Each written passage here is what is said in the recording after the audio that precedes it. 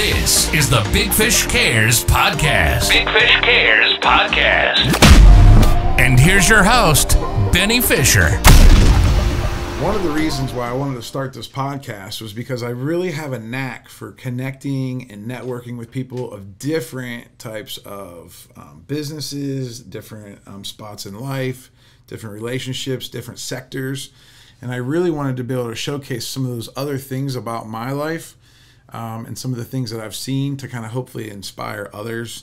And one of the big things I'm fascinated with is everyone's story, right? How does everyone get to where they're at, and then where does everybody want to keep going? Because I'm big on vision and like the future, but I'm also I like to learn from history, right? And learn from, what other people have done, the adversity. I feel like most people are successful because of adversity that they've overcome. So I want to highlight on some of that. I'm also really passionate about helping our guests support any type of causes that are near and dear to their heart and get some, awareness out for stuff like that. I'm definitely interested in starting a nonprofit soon called Big Fish Cares, hence the name of the podcast called the Big Fish Cares Podcast, Hooked on Helping. I think it correlates for me as a person, and also, as my first company, Big Fish Contracting, really kind of sets the tone for kind of what we're all about and why we do what we do. So, and I also just want to have a lot of fun because this is a dream come true. It's really fun to be able to sit down, hang out with your friends, talk to some people, learn some stuff, and then be able to showcase that to the rest of the world. So I really appreciate you being my first guest because I know you have a cool story. So tell us a little bit about you. All right. So I've worked in the advertising industry for 15, 16 years, and I've always been in the creative part of it, and I grew up a super creative kid, just kind of not knowing what I was supposed to do with it, and things like music, art, photography. I found at a young age, and again, I didn't know what I was supposed to do with it. It was just a fun thing I thought I was good at. And then getting into college, I took everything that had to do with marketing, advertising, media, using any tool to create content before the word content even meant what it is now. Right. Yeah. How long ago was that? How old are you? I'm 36. So I was in college.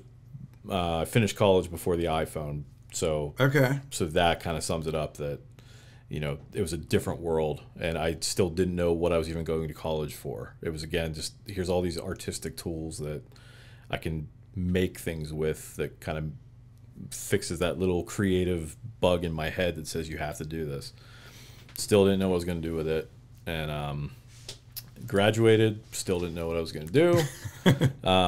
But I had a college job working at the Duquesne Club downtown, which, if you're unfamiliar with the Duquesne Club, that's where a lot of C-level business owners, CEOs from big corporations downtown go to have their special meetings, their fancy lunches, and there's a fitness center there only for them. And it was like Andrew Carnegie was one of the first big people there. So it has a reputation for being a hotspot for business owners and people that are movers and shakers. I got a job there because a girl I liked worked there. Were you just in food and beverage? Or what were you doing down there? So I got a job at the fitness center because I was a big workout freak back in college. All right. It was a big part of my life then, in addition to creativity. But this girl I liked who also went to Duquesne, she was a senior, I was a sophomore. I knew she worked there, so in my head I was like, well, if I get a job there, we're going to fall in love. And so that was before Match.com. Yeah, it was. I think Hot or Not was the only thing around back then. So I got a job there, and then she leaves there 3 months in because she's getting ready for graduation. And I'm like, well, okay, I guess I have a college job now. And so I was working in the fitness center, and I got to meet all of these CEOs, and I didn't really know or kind of care what they did because I wasn't the kind of kid that was like, oh, I need to get a foot in at whatever investment firm and work my way up. I wasn't into that. I was more counterculture, kind of punk rock kid, and I just liked art. But I didn't know how to make this a career because I didn't care about a career at that point. But I was getting to know all of these CEOs, and I didn't necessarily know where they worked or what companies they owned. I just knew them as Mr. So-and-so. Bunch of guys in suits. Yep. Yeah. So I had to call them Mr. So I got a lot of my customer service relations started there because of how strict I had to communicate to these C-level executives. That makes sense. You couldn't call them by the first name if that was a huge issue if you did that. I had to be clean shaven. My sideburns couldn't be more than a certain like precision. It was very strict. It's a very old school thing there. And so for like a punk rock artistic kid, it was kind of a weird thing for me. But I was getting to know these guys, and one day I was sitting at the front desk of the gym, and I had my laptop set up, and I had a bunch of like, you know, punk rock band stickers and like artistic stuff stuck on the side. Typically when you see somebody with that, you kind of know they're probably something in the design world. Yeah, you know? of course. So this gentleman who I've gotten to know for a couple of years at that point came in, and he was one of the only guys that would insist I call him by his first name because he just didn't like the whole Mr. thing. And he saw my computer. He's like, "Oh, what are you working on there?" And I'm like, "Oh, I'm just working on a school project while it's slow right now." He's like, "I'm sorry." I was like, "I'm sorry, I can put it away." Because I was so nervous. You can't break the rules. Don't want to get in trouble. And he's like, "Oh, no. Like, what are you in school for?" And I'm like, multimedia, everything media, but kind of like mainly graphic design and creative stuff. And he's like, "Oh, well, I own an ad agency downtown, and we're actually looking for some freelance design help right now." And I'm like, "Oh," but in my head, I don't know that what I'm doing is meant for advertising yet. Right. So he's like, "Oh, just come on in for an interview." And I'm like, I still don't know what I'm supposed to do. I didn't know I was applying for a job today. Yeah, and you know, like I asked my professor the next day. I'm like, "So this guy that owns an ad agency said I come in for an interview. Like, I don't have a resume or anything because it's like I'm still in school."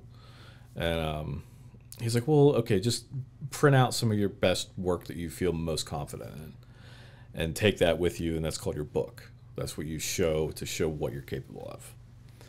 And so I print out my stuff I thought was the coolest that I did. And what he didn't tell me was take stuff that was kind of boring and like specific to advertising. Like I had classes where you had to create a logo or like, but that was kind of boring to me. So I brought the stuff that I thought was cool, right? Which was stuff that was like art projects that was probably a little on the melancholy side, more just like art, right? Because I thought if they see that I'm a good artist, then they'll right. want me to do that. So I go into the interview.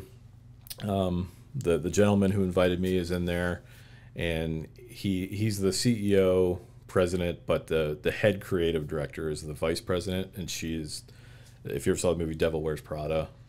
Heard of it, never saw it. It's this very powerful female creative director of this New York ad agency who is just like a ruthless, like, not tyrant, just very, very good at what she does, but it's just if she doesn't like it, she will tell you how bad it is. So, and he didn't warn me about anything. So she comes in and sat down. She's all in black. She wore black every day. She said wearing black is power. It's like confidence and power. And so he kind of intros everything, just saying like, you know, he works at the club and he's in school right now for this stuff. So I slide my book that has like the boring little clear cover letter, like, because I didn't know what the hell it was doing. And so she opens the first page, puts her glasses on, closes it, gets up, walks out of the room. Said, "I don't have time for this." And I looked at the president who invited me here, and I'm in my first suit that I got specifically just for this interview. Yeah, you went out and bought a suit. Yeah, and I'm like terrified. And the room I was being interviewed in looked like Lex Luthor's lair from Superman, all white, all marble. It's like the epitome of old school advertising. Like you make the room super impressive, type of thing. So it's just, I'm intimidated by everything. It's the first skyscraper I've been in Pittsburgh. And so this woman basically just told me everything you've done is shit. I don't have time to even look at the second page of your book. That's how bad you are. So the president looks at me and he's just like, oh, she does that sometimes. Let me give you some pointers on maybe some stuff to bring next time. So he was super like nice and like trying to like actually steer me. Well, he was the networking guy. It was his relationship. He's got a relationship with her. Yeah. And he's trying to figure out how to bridge that gap. Mm-hmm. Oh yeah. And so then it became, I finally did do some freelance stuff with them, more so through him than through her. Yeah, he hired you like on the side, probably. For whatever reason, he saw something right in me, because I think because of where I was working, how I conducted myself, and I think he knew somebody young like that can conduct himself that way, the skills and the work will follow. Absolutely. And it's not that, I look back, I still have that book. I haven't touched it. It's still the exact same way it was. And I look at it now and I'm like, why would I take this into an advertising interview? Like this is like gothic artwork. Yeah. So it's not that it was bad. It's just that if you're putting that in the eyes of somebody who's trying to market material for companies to sell products. Right. Yeah, you're going to put stuff up like this. Yes. Like what you just did for us. Like that would be an appropriate thing to bring into an interview for that world. So he just saw something in me, and I ended up freelancing while I was still in school with him. And then when I did graduate, he was able to bring me on board full-time on the production end of their company, which was video production photography. And so I got to work more with him than with her. But as I worked there for about 6 years, I got to know her more, and she kind of like started throwing me stuff, and it was kind of just this fun, like, I would bring it up sometimes. Like, hey, remember that time you walked out on me in my interview kind of thing? And she was like, well, you're better now, right? And I was She's tough. And so I look back at that, and I think to myself, if I didn't have somebody be that blunt with me that early, I don't think I'd be as good as where I am now. But I mean, you're always trying to get better. But so that kind of fail first mentality, that as an artist you don't have that part of the brain, whereas when you're an entrepreneur, business owner, you know that failing is such a huge part of that process, and you better do it quick. Mm-hmm. But for an artist who thinks everything has to be perfect on the first try, for me, it was hard to grasp that. Yeah. But I'm glad I had that learning literally day one of professional career. Just like, boom! She like just slapped you. She did the virtual slap. She just got up and mic dropped you, walked out of the room. Mm-hmm. How old were you? 22? I was about 21. 21 years old. Yeah. Like, first time like ever in this situation. Mm-hmm. It's got to be intimidating. You never even actually asked for it, but you were excited, I'm assuming, by the possibility of someone more important and really awesome inviting me into their place of business for an opportunity. You had no idea what to expect. You weren't prepared. It's probably back in the day. You probably didn't Google anything on how to best tips for an interview. You didn't even know what you were interviewing for, probably. No, I was just asking questions to my professors, like, of what to expect.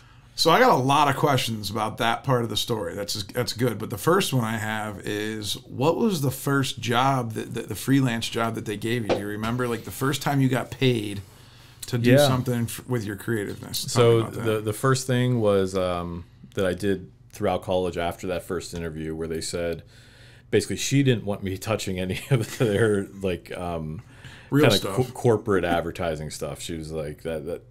She kind of said to him, "You can have him." So he headed up the production arm of the company. So broadcasting, video production, commercials, photo shoots, those kind of things.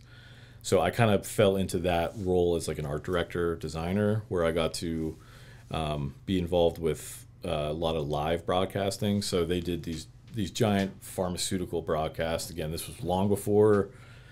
The Netflix world we have now, where streaming is, you depend on streaming for everything. But this was 2007. So streaming was this new thing, and streaming in HD high definition was a brand new thing, because everything was SD literally the year before. So being able to broadcast these big pharmaceutical sales pitches and sales meetings, where normally they would fly in hundreds of people from all over, and it was this mini conference, was expensive, but they were able to just have people in each city in America come to these sales meetings and virtually get a broadcast for pharmaceutical. It's like before Zoom. Exactly. Like they had like their own system, and you helped produce that. Yeah, so we did them in Morton steakhouses in all the major cities. So Really? it would be our clients would be pharmaceutical companies and medical medcoms, which were the middlemen between advertising and pharma, because there's rules about pharma going directly to ad agencies. So we would set them up throughout the country, and it would be a one-night broadcast where they get this lavish dinner, because there's so many roles in pharmaceutical. Yeah. So you kind of have to like do these like loopholes to like entertain them and give them gifts, and so we would do those, and I would be part of the production team producing the actual shows with the art direction, the graphics, camera angles, all that kind of stuff. But the coolest part of it was that we did them out of WQED. So our actual crew was Mr. Rogers' crew. Wow. So I was cool. this 21-year-old kid, and I would be working with the director, assistant director, technical director, lighting director, engineer, audio director of the guys that worked on the Rogers show from before I was even born. So were you more fascinated, like in this first job, right? You're more just like, I don't know, you're not getting to actually create anything. You're just there to help with the production, kind of learn, right? You're probably just fascinated with how everything works. Yeah. At a high level. You're fascinated. Then when you find out about the Mr. Rogers crew, then you probably like were like, wow, like this is cool. Like you probably went home and told all your people like, hey, I'm working with Mr. Rogers' crew. It was probably like a really exciting time in your life, right? It was, because like you said, I was there to just really be a designer to support the production, but I was also taking stuff in from every single piece, and it didn't really hit me until much further in my career, where I'm like, I'm so used to just being able to do anything.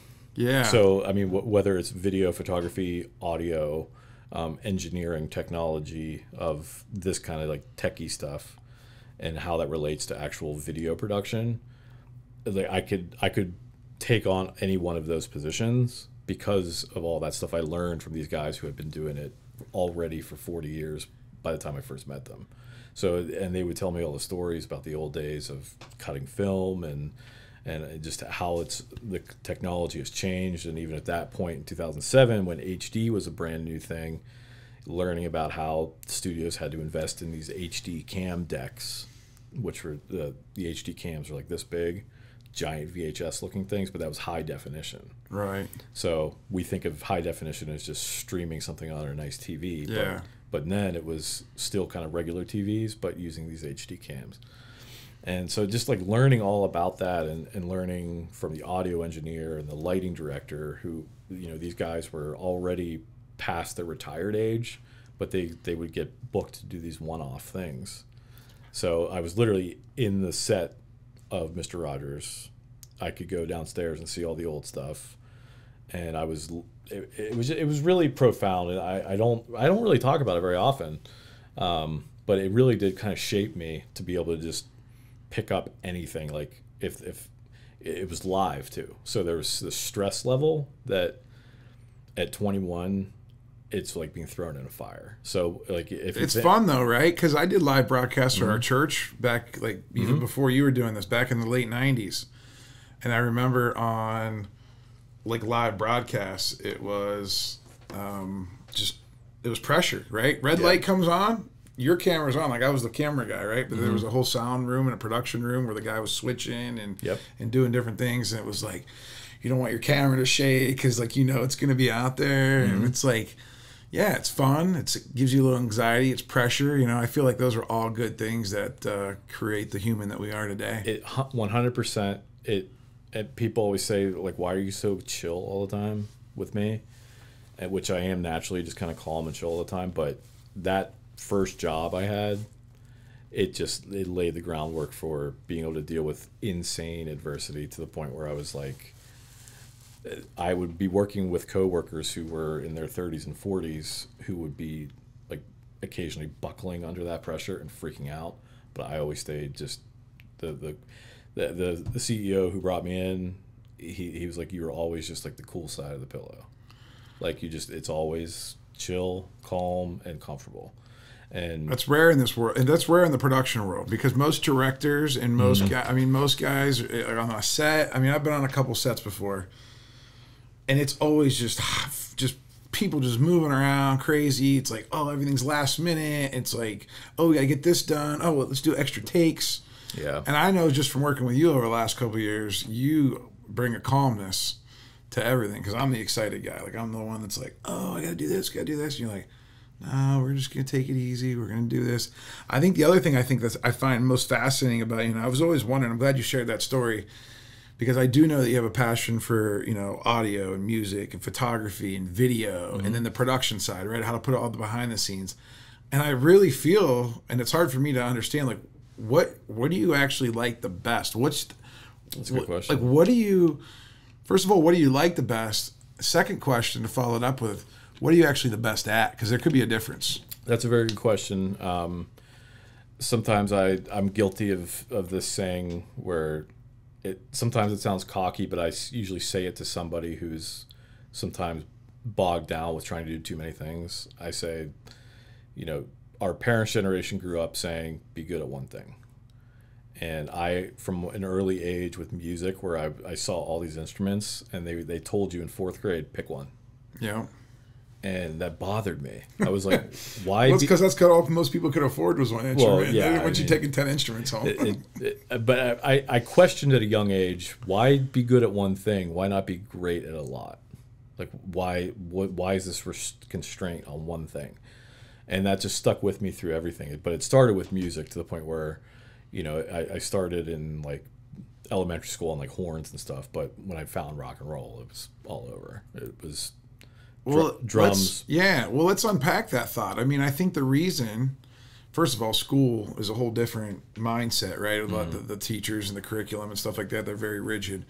But even in general, I think that a lot of times most people say, hey, be good at one thing, is because most people start a bunch of stuff and they never actually finish anything, because they either give up too quick, before they actually even find some success, and then they just keep, as soon as they hit a plateau, they stop. Oh, I'm going to go start this, or I'm going to start that. I know that from a sales career. I know lots of sales guys who bounce around from different industry to different industry, from different job to different job, because they hit a little bit of a roadblock, and then they stop, and then they go do something else. So right. I think maybe that's why. But for some people like you that are actually talented, that have God-given ability to be able to see some of those things, I think you can be good. The problem is when you get really good at one thing, people are always going to want you for that one thing. And then the more you spend time on something, the harder it is going to be able to hone your skills. It's really hard to be good at, playing instruments and also, making movies at the same time, because like they're two totally different things. That take lots of different time. And it all depends on what level you want to get to. Now, if you just want to be a hobbyist at music and you want to be a professional at filmmaking, I think there's nothing wrong with that. I think it's really going to be hard to like be a professional at two totally different traits like that, if you're really being honest with yourself. But I could be wrong. No, the older I get and the busier my life becomes, I do feel the pressure to hone in the crosshair a little bit more. But really where it stemmed from was each of those different things that I found that I was good at and I really enjoyed, they were almost became like drugs to me. Like it was the love I had of music just made me want to get better and learn more instruments and become better at that craft. And then it became, okay, I can play all these instruments and I'm good at, now I want to get really good at writing songs. And then it became, I want to become really good at recording those songs. So it just kept, I needed more and more of that world. And then it got to the point where, photography came into the picture, and it was like, okay, this is the new drug, but how do I blend that into what I've already established? Right. So using the photography with the music now become this bigger animal. And then as I continued, the same thing happened with advertising and marketing. When you're in a band, you're basically already running an advertising empire and marketing empire, because you have to learn how to do it. So even back in the mid to late 2000s and early 2010s, I was doing all this stuff that really is advertising, but I was doing it with music, and I just didn't realize it. So everything was pointing to advertising for me from all this stuff I was passionate about. And I kept needing more. So really where I'm at now in my professional career and personal creative career is I have to keep blending everything together. So right now for me, it's writing short films and being able to shoot it or write it, shoot it, direct it, edit it, do the musical score, and then promote it. So all those things I can do now, but the time that goes into doing all that as a one-man band is definitely a lot. Right. But I love that challenge, and I love that creative control of, being able to make sure that the music matches the visual just the way I see it and hear it in my head. And a lot of the heroes I had growing up and still to this day were able to do that. So I kind of look to people like that. Well, I was just going to ask you about that. So you grew up in the 90s. You're a little bit younger than me. But yeah, you grew up in the 90s, right? As a child, tell me a little bit about your childhood, your family, your background. Like, where were you raised at? I grew up in Peters Township, McMurray. So we were, standard middle class part at Peters, and then wasn't what Peters is now. And I had a brother, sister, and from a young age, I just knew that I was a little bit different, and that like my brother was just super like run out the door as soon as he can to go meet with friends and play in the dirt and like that. And I just wasn't that. Yeah. I much preferred closing my bedroom door, barricading it, and creating a world in my bedroom. What did you create back then? Like, did you draw? Did you did you have a camera? No, I mean, from like earliest memories of like first grade even, I was already making little books and like fastening them and like making it like an actual story. And then did you ever do a flip book? Flip books are fun. Flip books. I used to draw little pictures like on any book I could find and make it like a little thing, and then I enjoy doing that. I definitely did that in a lot of like math books. Yeah. I didn't like the math. I like drawing. Same, yeah. But I think my love of storytelling started in my bedroom alone, with the toys I had, like Legos, and creating these Lord of the Rings level stories of just my toys. And sometimes my mom or dad would come in the room and be like, "Oh, you need to clean up." I'm like, "No, you don't understand. This is part 3 of chapter 2 right now, and it's the battle that happens before I can't clean it up yet. The story's not over." I totally get it. I mean, this was me as like 7 years old. Sammy, my son Sammy, I feel like is like that. He's really big into Minecraft, and he watches lots of YouTube videos on different stuff and on Marvel, and he starts telling me these stories about what they're gonna do, and I'm lost, first of all, because I'm not into it like he is, but he's so passionate, and when you look into his eyes, he is just like, it's almost like it's really happening. And I can assume, because I kind of remember, like, when I was in my own little world, when I was, that age, I remember, just everything's so real. And when you talk about it, you speak with conviction. And I know that your parents and your siblings and your friends are like, "What are you talking about?" Like, the teachers are like, "Were your parents creative at all? Like, where'd you get this creative bug at? You think you were just..." My parents, not really. Honestly, I think where it stemmed from is I feel like, and it's going to get a little Dr. Phil here, I feel like it was kind of this defense mechanism I had. Like I knew I was an introvert from the minute I was cognitive on the planet. I knew I just didn't really want to be around people a lot, and I enjoyed being in my head. And so as a kid, I just always felt out of place, like standing in a line with kids or playing a group game. I just felt like, why would I do this when I could just be in my bedroom playing? Like, that's more fun to me. And as I got older, to the age where you kind of like, you would call your friends and like ask like their mom, like, "Oh, can Greg come over and play?" When I would get those calls, my mom would get those calls, she would poke her head in my bedroom and say, "Hey, Alex wants to know if you want to come over and play." And I'd be like, "I'm not here." Like, I'm sick, I'm busy, I can't. Yeah. And my parents just couldn't really grasp, because like, you're supposed to just go outside and play with your friends. But for me, it was way more fun to just be alone in that bedroom with all my stories going on, building Legos, and just creating was all I cared about. Did it make you feel like weird or different to the point where like you didn't want to interact with people, or you just didn't care what other people thought and you were just all good with like being in your own like world and like doing that's that a stuff? good question. I think I did care what other people thought because again, as you're growing up, you're also going through Peer pressure. middle school, the peer pressure that comes there, the puberty spikes. So I was also an athlete. So were you? What kind of sports? I played football.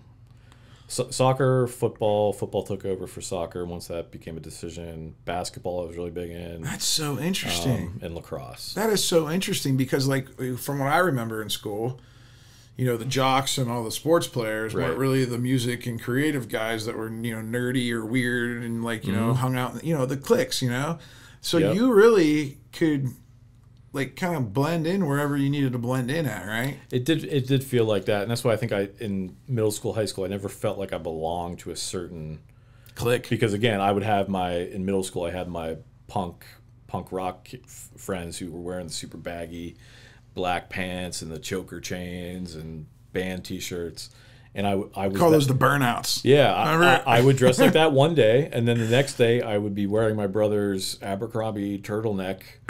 And then the Friday I'd be in my football jersey. Yeah. And like khakis. So like it was pretty safe to say that Chris Callen was so different and unique you never knew what to expect.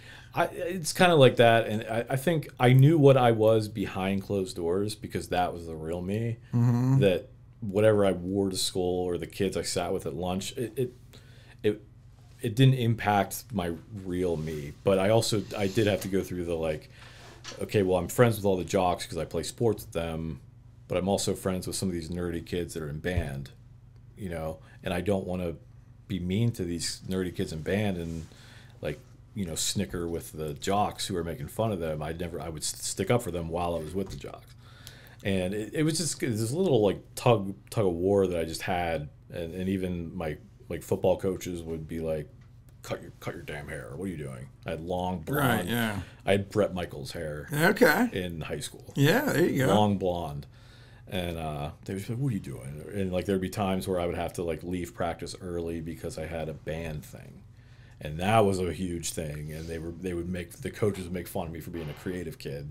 But meanwhile, I'd go out on the field and smack somebody in the mouth, and they would forget about it. Yeah, right. So perform, right? It was your band teacher wants you to perform. Your football coach wants you to perform. As long as you're performing. Yeah. So it was a lot of performing, but it all just kind of shaped me a little bit and made me, again, now as an adult, all that kind of creativity I had as a kid just kind of helped shape me in an actual professional manner now. So if you were, we grew up in the same kind of era. There was a lot of pressure on going to college, right? There's a lot of pressure on like getting a real job, right? As a creative guy, like you said, it's kind of like it's almost too open, right? The world's almost too open, and it's really hard to focus and figure out like what you're going to do. So how was that? With your parents and with your teachers and stuff as you graduated high school, figured out where you wanted to go to college. How did you feel about that?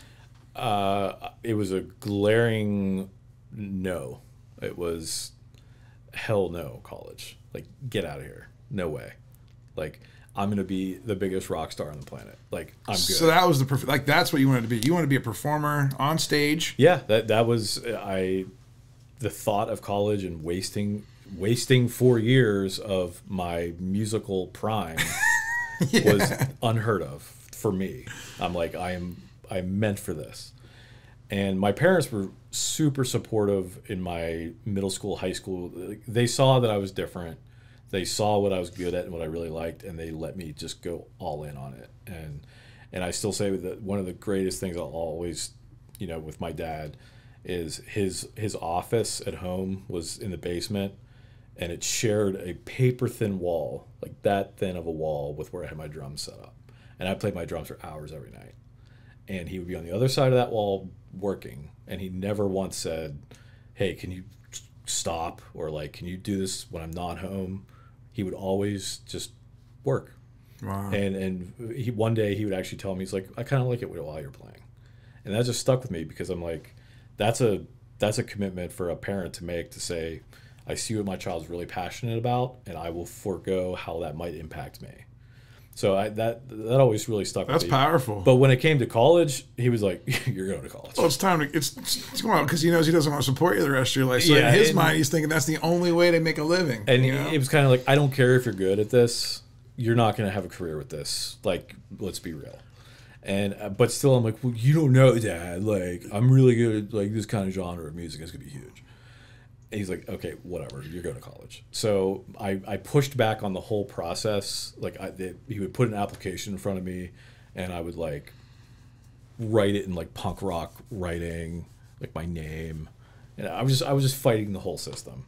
And but he would send those applications out, and he just forced me to do them. And I got into a couple places, and Duquesne was the only one that like I felt a good vibe on that campus, and it was so many creative people in the school I was touring there. And part of me wanted to go for music because that was what I was most talented at. And my dad was like, "You don't like. I know you're passionate about that right now, but here's what you can do with that degree." And he like laid it out for me, and I'm like, "Okay, I get it." And he just picked a major. What do you mean? Like, just like, we're like this? So I think my dad's even quieter and more chill than I am. And so we're close. He's probably logical. He's just trying our to conversations are very minimal. It's just Right. like a couple words, but we know what each other's thinking. So he knew what I was like good at.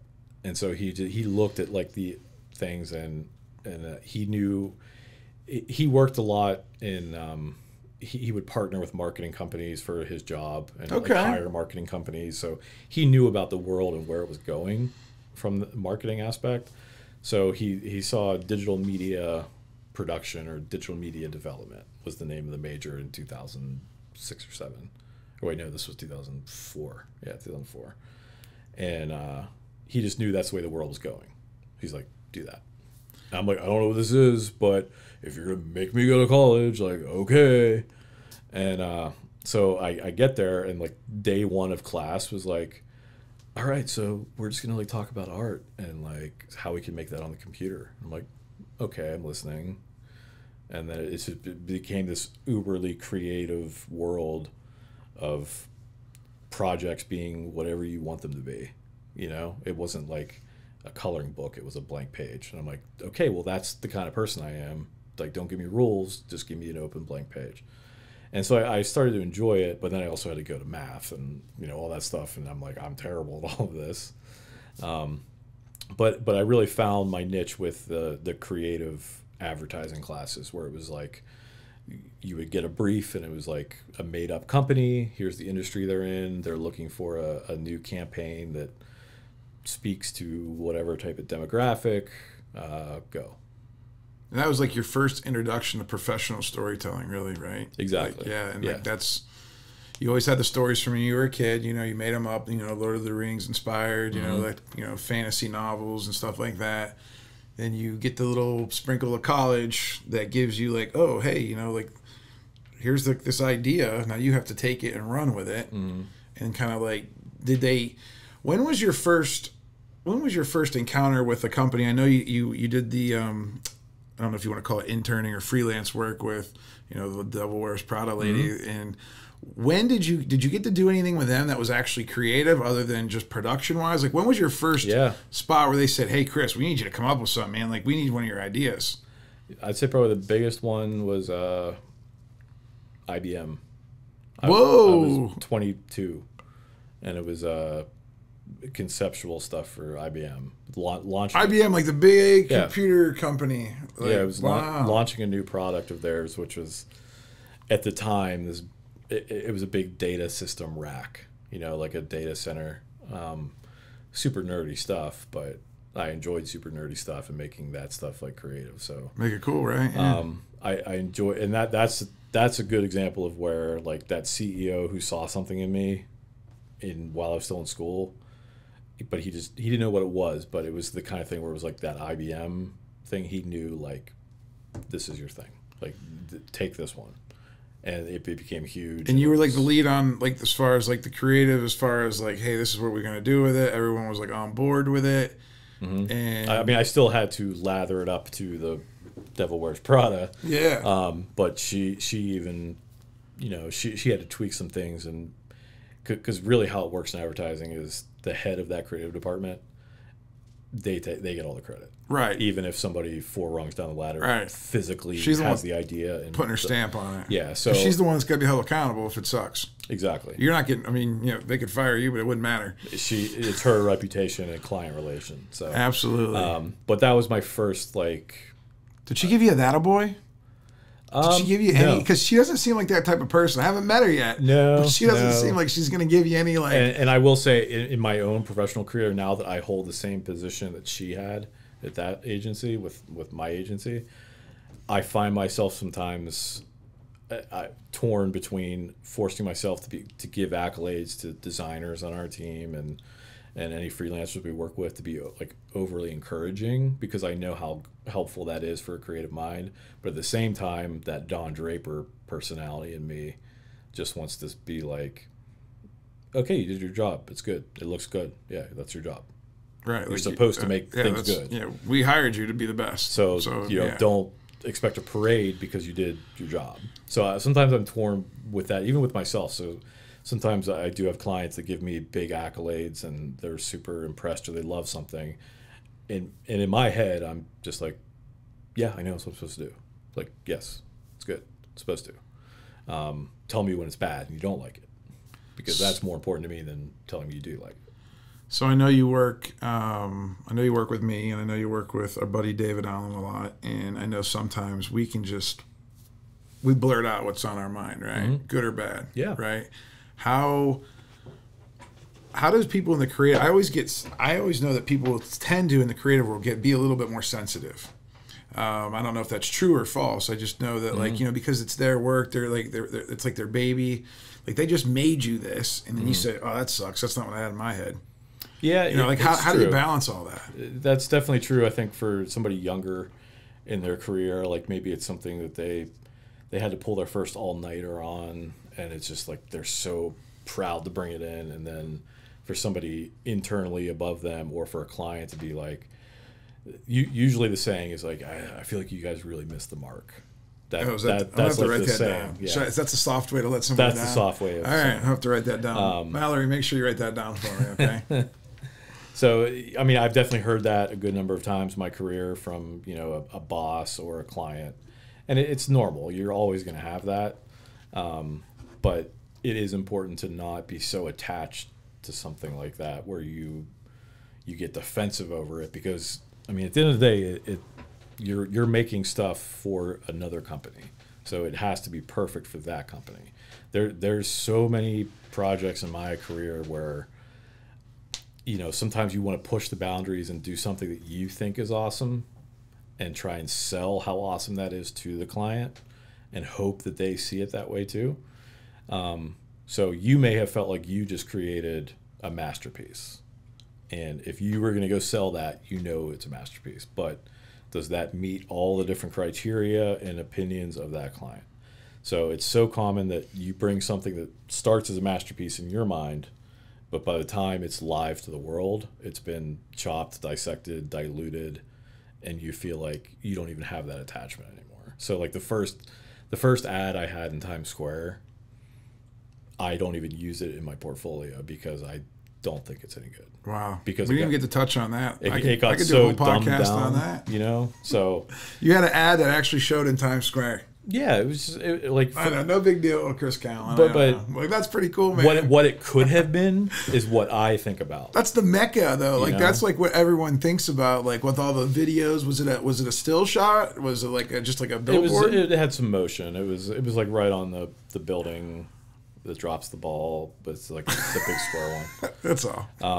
But from like the round 7 approved concept is what was out, and it should have been done around 1, and they should just listen to me, because then they would have been perfect. So for me, I didn't even care because it wasn't what I initially envisioned, but I didn't care about it to the point where I was like hung up on it. It was like, because I was already on to the next. That's the tough part about being creative and actually working for someone else, correct? Like, I mean, it's a two-way street, right? They're paying you you kind of have to give them what you want, but and I'm sure as you progress throughout your career, and I know that you've talked to me about this, that's the difference between working at a big ad agency where it's just like, you can just be a number and they can kind of just tell you what to do, and you got to do good work, but it's a lot different than like working with small businesses, like here, kind of what you're doing now. Talk to me a little bit about how you guys started Digital Blueprint Marketing and getting out of that old, advertising marketing, like the big white in the big marble room and that skyscraper. Exactly. Yeah, tell us a little bit about that real quick. The advertising industry has always been known for lavish, over-the-top, big money. And that stemmed from the 50s and 60s where, Coca-Cola, for example, would spend millions of dollars for a billboard in a TV spot. Like, that was it. It was like their flex. I mean, that's how they flexed back in the day. That's how you communicated to consumers back then. And so they would have these big media budgets of millions of dollars, and then the creative was just like thrown in as like, you get that with the media buy. So if you spent X amount of dollars, you unlock these creative minds that work on your brand, like Mad Men style. And so there was just all this hyper overhead in these ad agencies that was easily supported because all they were doing was newspaper ads, magazine ads, billboards, TV. That was it. As culture shifted, those big agencies and all this overhead to have 10 people come up with a billboard, like, you can't afford that anymore as time goes on and agencies get smaller and smaller and smaller. And then the 2009 recession hit, agencies cut drastically because their clients cut their budgets, similar to what happened in the pandemic. But also in that recession era, 2008, 2009, we also saw the first iPhone and social media, Facebook becoming real. So that's where things really kind of started, shifting the advertising community to more digital. And I mean, if you look at the trajectory now of those traditional platforms compared to digital media, the traditional media is so barely on the graph anymore. So really, the baby boomer generation is still consuming that, but the rest of the world is all still going to explode through that graph digitally. So these ad agencies had to find a way to continue to become viable and make sense in that trajectory. So they would have to cut overhead of people that, frankly, weren't that great on a computer. That's first people to go. And then people that weren't really in with the vision of where technology was going. People that don't want to adapt. Yeah, I mean... Adapt or die. Even probably, I would say, 2010 to 12, you still had people that were fighting the digital takeover. And like, now we just got to do newspaper ads, see, and magazines. They all fell apart, as 2013, 14, 15 hit. So if you were not already starting the digital track at that 2009, 2010 point, you were starting off with a handicap. Like, you would have to make up ground. So I started my whole career at the beginning of all that. So I started with digital everything. So I knew it from its infancy to where it is now, but the whole thing is that it changes every year, and you have to be willing to change your whole mindset as things change and evolve. So with my career of working from ad agency to agency in Pittsburgh, New York, Chicago, I built up a great experience doing that, but I retained everything I didn't like and all the things I saw that just seemed like bad business decisions. Having 3 layers of C-level above a practice. So it's just somebody to approve something and not do anything, or somebody that has to report to somebody. It's just all these layers of, frankly, BS. Fluff. For me. Yeah. When I saw, like, what bothered me was like, well, I'm doing all the work. I'm literally pulling all-nighters, doing all the work, and then handing it. And you saying, like, change that to blue or something. And it just always rubbed me wrong, because if I was just doing this by myself and going directly to the client, we could make more money without these 3 C-levels above me who are just moving papers around. And go faster. And go a little bit more, a lot more inexpensive. Exactly. So just things I picked up, I kept a tally of things I didn't like from each agency I worked at and what I would have changed. And as I got older in my career, where I was on more of like directors levels, and you're kind of in different meetings where you can have more of an opinion, I started voicing more things where I'm like, this is the way the industry's going. We should be thinking about X, Y, Z, and maybe pivoting, blah, blah, blah. And I was still just being looked at like a kid. And that, like, even into my, like 33, I was still being like. It's like your dad kid. wanted to come and clean up the toys. You know what I mean? He's Yeah. like, hey, time to clean up, man. Like, we're doing it this way. It's a good callback there. I mean, it's similar to that. I'm like, at what point am I going to be like looked at as a like mind in this industry that can kind of see where things are going? And it got to the point where I'm just like, well, if you can't beat them, or no, the opposite of that. If you can't join them, beat them. So make my own. Just do it yourself, right? And again, back to all the hats I had to wear throughout my career and training, I was already equipped to do all of them alone. So I didn't need a team of 4 for each one to wear a different hat. I could do all 4 of those. Right. And I could bring more value because it's coming from one mind, which means it's quicker, it's more efficient, and it's cheaper. And so when DA and I partnered up in like 2014 to build his brand, he saw a value in having somebody that he could literally toss anything to and have it come back perfect, no matter what medium it was part of, because he was in a startup situation where he couldn't go afford to hire an ad agency. He just needed a Swiss Army knife human. Well, yeah, and they don't make a lot of those, and that's interesting because at least all aspects of advertising and marketing, and every single detail well enough to do it yourself.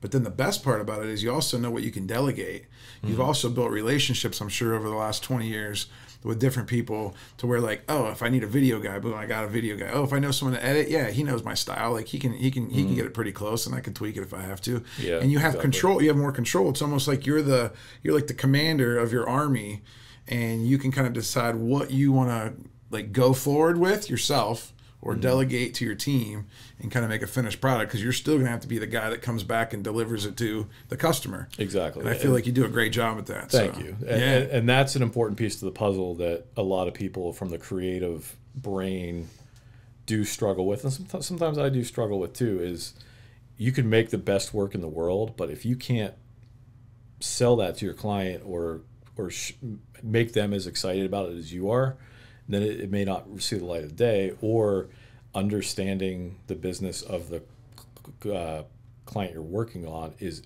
just as important as how good you are at making things. So that's where what we do with our agency DBM is that we basically say we can kind of become your marketing department and understand how you operate and understand how your industry operates and how your consumer operates, because we have data that teaches us about your consumer and what they're doing, what they're thinking about, what they're going to be thinking about 2 weeks from now, and all the psychology that goes into it, rather than just saying, here's your widgets, go use them to sell. Right. That's not where advertising stops. You have to understand that industry to make those things that you create work. Anybody can copy and paste stuff. It's coming up with that. The reasons behind it, thinking 3-4 steps ahead. Right. I feel like I've been in enough meetings with you to realize that, it really comes back to storytelling. Mm-hmm. And I feel like that's where a lot of people in marketing or advertising, they think that they're in one little part of it, but they don't understand the big, huge overall picture. I feel like that's where a lot of them struggle. Even some agencies that try to get business. I mean, there's all kinds of, I call them scam marketing companies, advertising companies that are out there. What's one piece of advice that you would give to a creative, young mind, whether they're a young kid listening right now, whether there's someone that's 60, 70 years old right now that has creative juices in them, but's never been able to unlock that for whatever reason and get success? What kind of advice would you give them? That's a good question. I think typically creative people have a certain brain makeup or a certain way that they just are. They're typically introverted. I mean, not all the time, but typically. So like I said, creativity for a lot of people, it's a crutch. It's a way to express something that maybe feels a way inside them. And to actually know that there is stuff out there that you can use that skill set that you may not even see as a skill set, but as a skill set, and use that for an actual career doing what you just instinctively want to do, that those exist. Because again, while I was in college, I still didn't know what the hell I was going to do with all this. I'm like, yeah, I can make stuff, I can come up with these stories, I can shoot stuff, but am I just going to be doing personal fun projects forever with that, like, and work at the movie theater? Like, what am I going to do? But to know that that's actually behind every single thing you engage with every single day and every minute of your life. So, I mean, this interface that we're recording on was created by a UX designer who had to understand how human psychology works with clicking and the way that toolbars are set up so that there's the human psychology behind what is designed. That's all, everything you interact with starts from typically a creative brain. And so knowing that now, like, I wish I could have told myself that in third grade. How do people get surrounded, though, with other people to, like, work on projects, to collaborate, to whether they be a freelancer, whether they get a job? Like, how, because a lot of times creative people have a hard time getting themselves out there. You know, they hide behind, you know, a post, or like that's where I feel like, you know, like, I'm all about networking and relationships, and that comes natural to me. But it doesn't come natural to most. No, not at all. So, like, what's your advice to, like, get them out there? How can they get opportunities? That's a very good point, because some of the greatest artists that I have personally known, they have never shown their work to a single set of eyes, because in their mind, it's still not perfect. And there's people very close to me that I would say are better than Disney artists from a sketching standpoint. Well, I want to know who those people are. But they would create something, and I would look at it and be like, "Holy shit! Like, That's really good. You could sell this for $1 million." They see one thing wrong with it, and they're like, "Oh no, I'm actually throwing this away." No. Sell it to me. I'll take it. So I'll sell it for $1 million. That's the creative brain that I have had to somehow switch off, because I've learned the entrepreneurial approach, which is get it out there and evolve. Right. Fail fast. So for creative types that feel like they can't put anything out and be very pound your chest outward with their work, you have to figure out a way to get past that, because once you put that stuff out in the world, people will come to you and they will want to hire you for things. They will want to just pick your brain on things. But if you hide it all, like I said, like if I'd never opened my bedroom door, you know, and if I kept it all inside, nobody would know. Nobody would know. So that's a big challenge for people to know what they're supposed to do with that work, and to be able to learn a little bit of that entrepreneurial journey, because it doesn't come natural to a creative brain. It comes natural to a extroverted right brain type. And so you kind of have to learn that. And what I always tell people is, with any job you do or you're hired for, there's probably think of it as a triangle of skill sets. So like for advertising, for instance, for me, the first point of that triangle is how good are you at the actual skills you need for that job. How good are you at Photoshop, at video editing, all those things. The next point is the industry. Understanding how industries evolve, understanding the business behind the type of things you're going to be creating. That's very important. The third one is math. How are you with numbers and the actual business acumen of running a company, or any job you have, there's some element of finances and budgetary restraints. Right. So as long as you have 2 out of those 3 things, I think you can be good in any job. It's funny because a lot of these guys that are in, you know, creative guys, I put them in the marketing, advertising category. They don't know how to market themselves. Mm-hmm. There's so many ad agencies out there that if you go to their stuff, they have zero. They have no social media, you know, because they're doing everyone else's social media. They kind of forget about, like, talking about themselves. That's 100% accurate. It's weird to me, because I'm thinking, like, that's kind of like why I market. You know, like, we have customers call in, you know, for the Big Fish Contracting Company all the time that, we're not actively necessarily running ads all the time, but, they see the truck wraps, they see the yard signs, they see the brand, right? And a lot of other contractors will be like, well, I never have to advertise like the big fish and I still get plenty of work and I'm busy. I'm like, yeah, man, you probably do really great work and nobody knows who you are. Yeah. Like showcase your work, like brag about your work, like brag about all the hard work that you do for customers, brag about the people that you have working there. And it's like almost like there's the old school mentality where like, well, I'm just going to let my work speak for itself. But the problem is like, it still needs like a match. Like it's something needs to light it on fire to kind of let the light shine on it. Really, yep. I mean, so that's a good point, and that's actually a good dynamic of our agency where, there's the brain type of somebody like DA who will share every detail of his life on Instagram, and he knows he does it, and he sees that as, well, everybody should see the progress. Versus me, I won't share something until it is 100% complete from the whole process of what took to create it, until it's completely approved by a client and all the layers, and until it's actually out in the world. That's my philosophy on it. But I have learned the benefit of his approach, which is, put out some snippets of how you make this thing. You get feedback quicker. And people like to see how those things are actually created, not just the end product. So I've definitely learned that value in it, and the ongoing joke that DA and I have is anything I make for him, it's on Instagram within less than a minute of when I send it to him, even if it's like a round one. Yeah, no, I have that same type of feeling. Like it takes me so much patience for when I give you an assignment to like, hey man, I just want to see where we're at. Like I just want to see the halfway point. I know you're doing a couple video things for me right now. It's like driving me nuts because I really just want to see like where we're at with it because I get excited about the process. Yeah. Well, listen, I really appreciate you spending some time with me, helping me get our podcast set up. This is awesome. I have a couple more questions for you, and we'll wrap this up. What's the next 10 years look like for Chris Callen? What's like your vision of like where would you like to be, and what would you like to be doing ultimately? Let's say when you're 50 years old. Yeah, that's a good question. I'm definitely a passionate professional in advertising, so it's not like it's it's what I do. Like I'm not one of those types where it's just a job I have that I'm not in love with. I was meant to kind of fall into that world with all of my skill sets and my childhood, introvertedness. I was meant for advertising.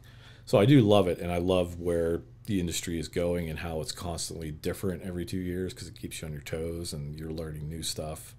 And you're executing new things. It's not just doing a print ad every day, like, in the old days. Yeah.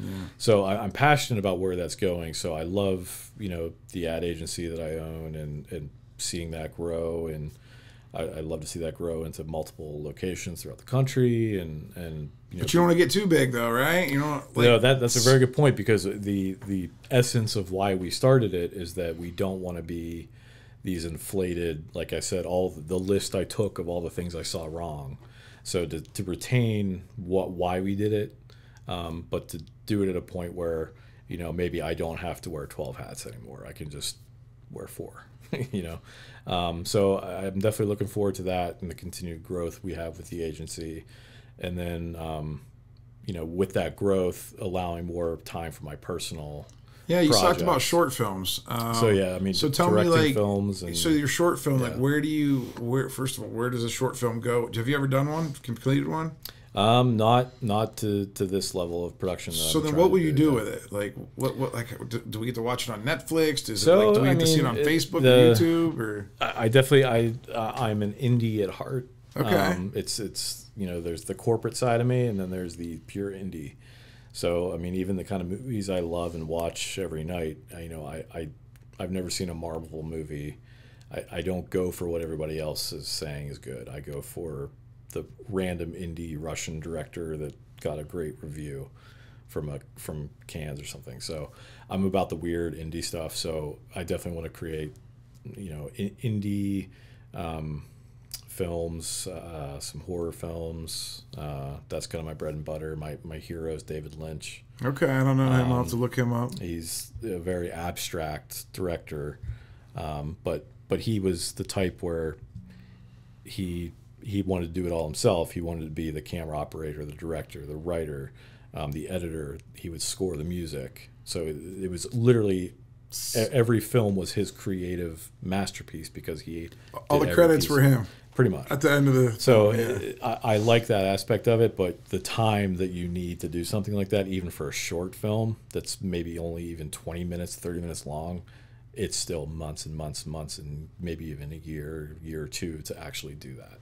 So I'm excited about the opportunity to really go deeper into that as things kind of open up more in the next 10 years. What's a passion or a cause that you like to support and help get behind? Like any nonprofits out there that you really love? There's a nonprofit based out of Chicago that I did some volunteer creative work for. They're called Hope for the Day, and I wear the bracelet all the time. But it's mental health awareness, suicide prevention. So when I moved to Chicago, I didn't really know anybody.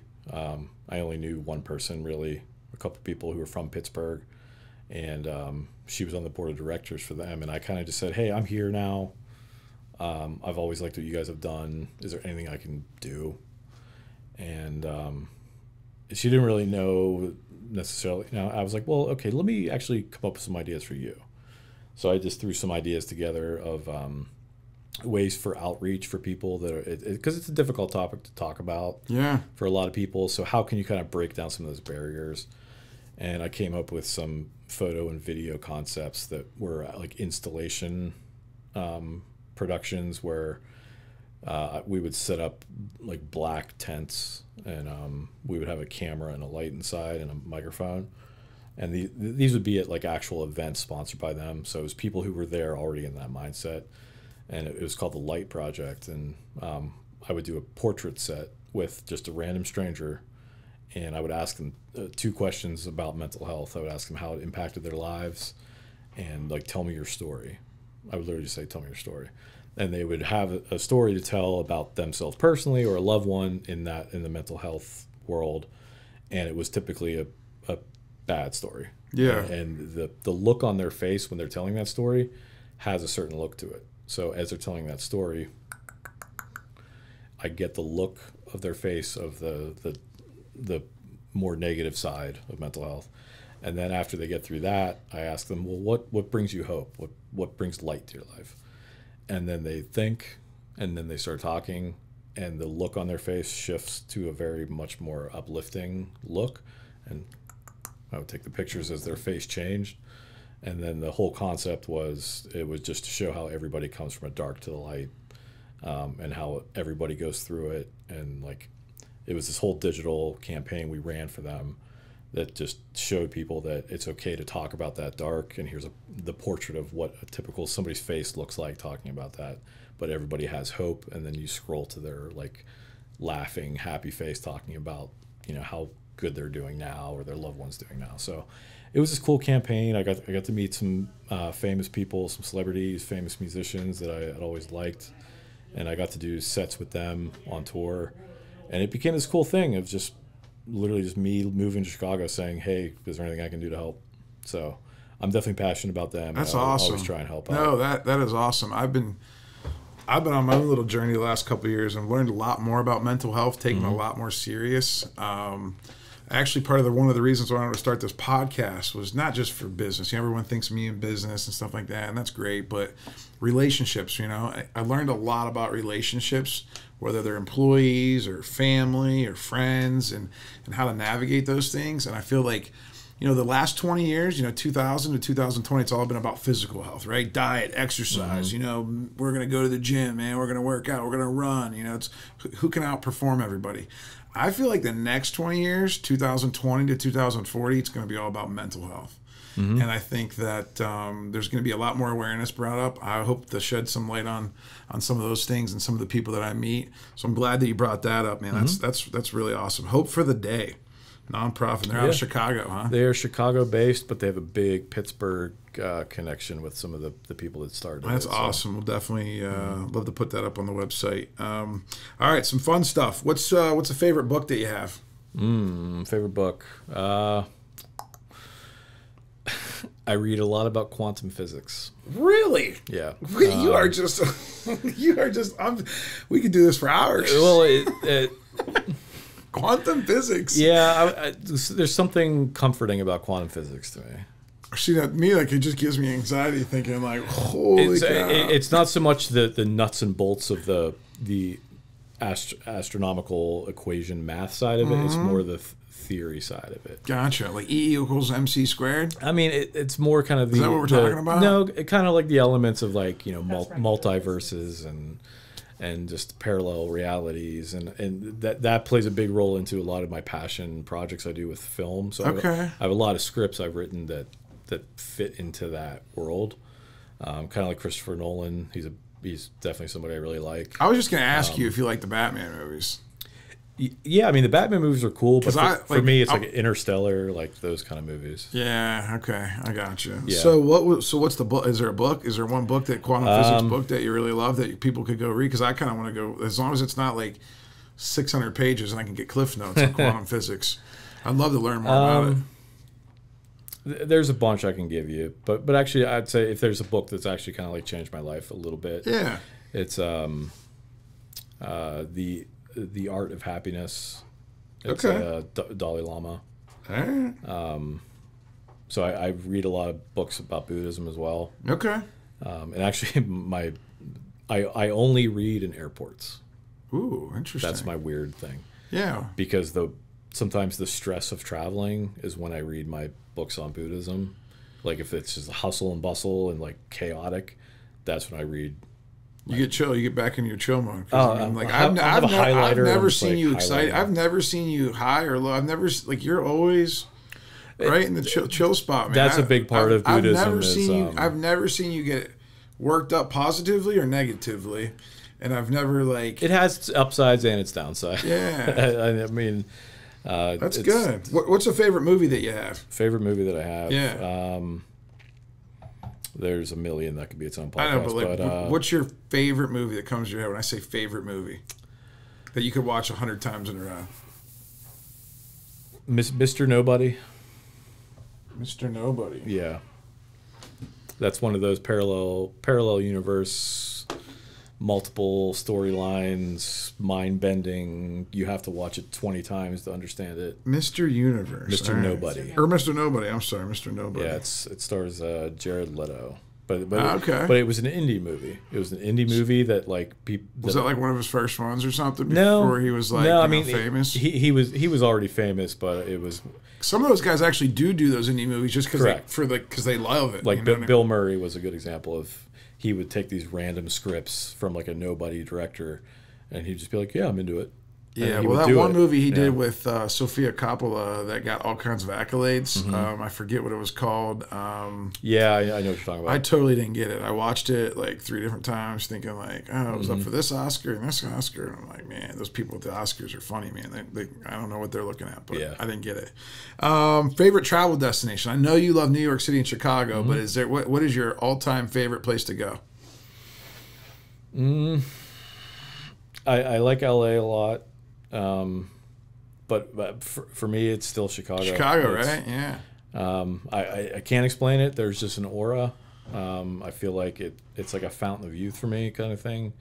That's why it's, like, even since I moved back, I'll go back periodically and literally just pick a direction and walk. Well, I want to go to Chicago with you. I told you that because I've been watching you for, I don't know, the last 5-6 years since I've got to know you. And when you go to Chicago and you take your pictures and.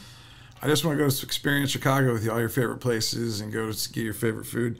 Next thing is your favorite restaurant. What is your favorite restaurant in the whole entire world? Ooh, that's a good one. Let's see.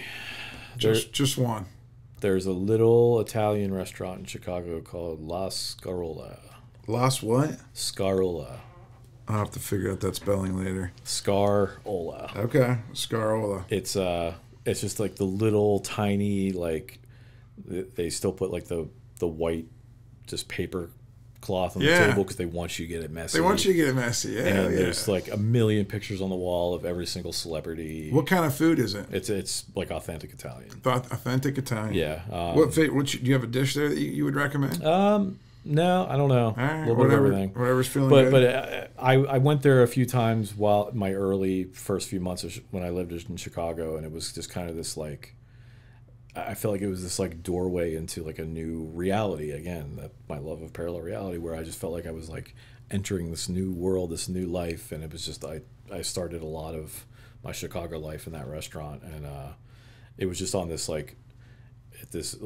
intersection that just looks like it's straight out of a movie, and it has been in movies, but it just looks like the epitome of an urban cinematic, like snowflakes falling, a couple people outside smoking type of just scene. And every time I would pass it on the bus every day from my apartment, and I would look at it every time and just be like, I'm gonna film a scene one day because it's just so eclectic. But that's awesome. There's an aura in that whole city, which is why it's always had a big part of my life. Ironically, to kind of bookend the whole thing, my parents moved over the summer, and I got to go into my old bedroom and like the closet behind all this stuff, like cleaning everything out, and I found this old art portfolio I had of like stuff I created in that little bedroom, and it was very eerie on this whole like sci-fi thing for me. But I found this drawing I did of me moving to Chicago. I was probably 4, 5, 6 years old when I drew this. It had like a corner sun, corner suns. Oh, yeah. And I drew myself with a backwards hat, which I always wear, and a backpack, and walking, and I had skyscrapers and this little sign that said Chicago. You've been living that ever since you were 5 then, man, because you have been living that exact That's picture. What I'm saying. That is you. It's like I predicted my future as a 5-year-old just drawing. That could be your first NFT project. Yeah, and I found that, and I found it, and I started crying. Like I called my girlfriend. I was like, "Look at this." I was like, "That's fascinating." Everything in this picture happened. Like even the way I dressed in Chicago, I was dressed like it in that picture, and it was just eerie. And I saved it. I talk to people every day about vision is important, and when you have your vision, the biggest struggle I always had is getting your vision on paper and getting your vision to become a reality. Mm-hmm. Most people have an idea in their head. But the next level is to get it out on paper. Yep. And your way is through drawings, and I think that's beautiful. Mm-hmm. One last question: Who's your favorite person in the whole entire world? Whether it's someone famous that you look up to, or whether it's someone that you know in your personal life that we've never heard of, who would that person be? If I said you got to go in a room with one person and you got an hour with them. Probably I would go Dalai Lama. Wow. Okay. Cool. Or David Lynch. Like if I could have coffee and like talk. Right. Those two. Good stuff, man. Yeah. What's the best way for someone to get a hold of you if they're interested in either picking your brain about, as a young creative person, or if they have a project, if they're a business owner, they want to hire your company at Digital Blueprint? Yeah. For the marketing agency that I own, you can hit us up at dbm.agency is the website. My social media is mainly my Instagram, which is at Chris Callen X. And that's really where I put a lot of my fun, creative stuff that I just do that has nothing to do with advertising. That's cool. Yeah, everyone needs to have both sides, man. Listen, I really appreciate it. I cannot wait to see this podcast produced, to let you do your magic, and I really appreciate it, man. It's been a good time. Thanks for having me on. Thank you for listening to the Big Fish Cares podcast.